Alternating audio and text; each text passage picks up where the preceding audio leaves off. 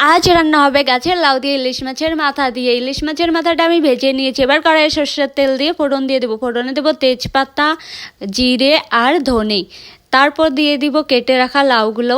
কুচি কুচি করে লাউগুলো কাটা হয়েছে। এবার লাউগুলো দিয়ে দিব লবণ, হলুদ গুঁড়ো, কাঁচা লঙ্কা কুচি দিয়ে ভালো করে একটু ভেজে নেব। তারপর ঢাকনা দিয়ে দিব। এবার ঢাকনা তুলে আরেকটু ভালো করে মিশিয়ে নিয়ে দিয়ে দিব জল দিয়ে আবার ঢাকনা দিয়ে দিব, তাহলে লাউগুলো তাড়াতাড়ি সেদ্ধ হয়ে যাবে।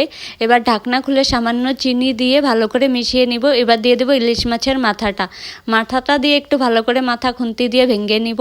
তারপর ভালো করে মিশিয়ে নিয়ে আরেকটু ঢাকনা দিয়ে দিব, যাতে ইলিশ মাছের মাথার গন্ধটা পুরো লাউয়ের মধ্যে ভালো করে মিশে যায়। এবার দিয়ে দিব বেটে রাখা জিরে, ধনে, আদা আর চাউলের গুঁড়া দিয়ে ভালো করে একটু মিশিয়ে নিব। জলে গুলিয়ে দিয়ে দিব, দিয়ে ভালো করে মিশিয়ে নামিয়ে ফেললেই কিন্তু হয়ে যাবে লাউ দিয়ে মাছের মাথা দিয়ে একটা খুব সুন্দর ঘন্টর রেসিপি।